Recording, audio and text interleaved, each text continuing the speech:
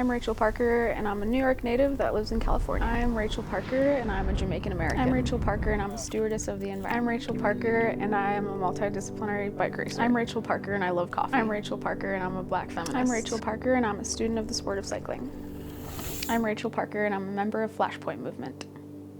My first experience on a bike happened when I was like 5. My dad taught me how to ride with training wheels around my local park. I stopped riding for most of my adolescence and picked it up again out of necessity when I moved to New York City, just commuting from Brooklyn to Harlem. And I wasn't exposed to bike racing as a sport until I saw Legion of Los Angeles racing crits like on their YouTube videos. Watching the Williams brothers like hold it down in their crits was such a symbol of resilience and strength. And like watching their victories kind of felt like a win for me somehow, some way, I'm not sure why. There's so much I love about the sport of cycling. The teamwork and camaraderie, you're connected to nature, literally connecting your body to the land and engaging with nature. I love challenging my positioning, like within my body, within the peloton. It's a huge liberation to get out there and push myself past my limits of what I thought I was made of in the morning. There are many obstacles when it comes to getting into bike racing. In most regions, we see women's fields are much smaller than men's, so it takes longer to actually develop and upgrade. It's a very time-intensive sport as well, and it's costly financially, so we have to wait longer to progress and develop, thus costing us more money, and it deters a lot of developing riders from continuing to race. It makes the field smaller, and that kind of perpetuates a difficulty in progressing further.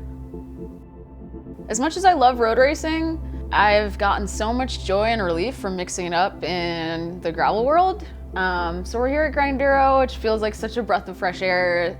It's not a really high pressure event. It's not like we're full gas all day. We have some time to breathe in between and embrace the community and find some relief in between the time segments. But here at Giro, I've found some balance.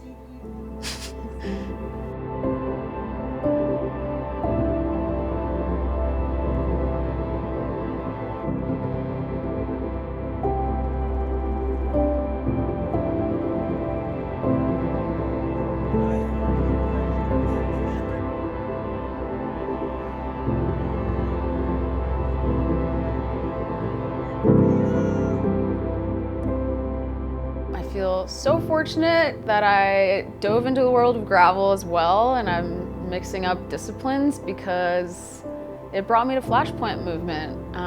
The support that I've got from them has been really profound. Equipment and gear-wise is just a huge burden off my shoulders.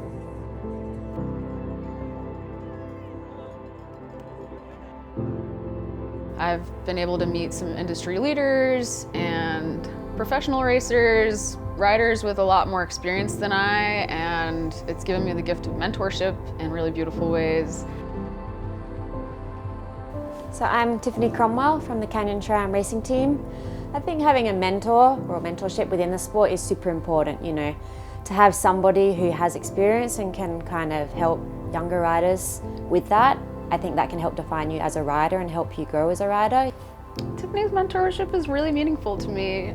Just witnessing her power and courage and strength at Paris-Roubaix last year and this year, and representing with such grace in the women's peloton is a huge inspiration for me. It just pushes me to keep chasing my dreams and gives me a really strong sense of hope for my future.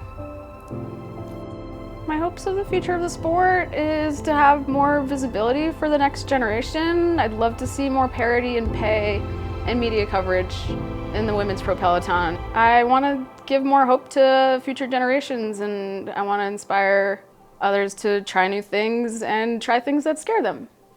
Yeah, definitely agree what Rachel's saying. And yeah, just keep building the momentum that we have so we can continue to have these amazing women to be inspirational role models for the the next generation or for anybody out in the world that, you know, just wants somebody to look up to and can be inspired to go chase their own dreams.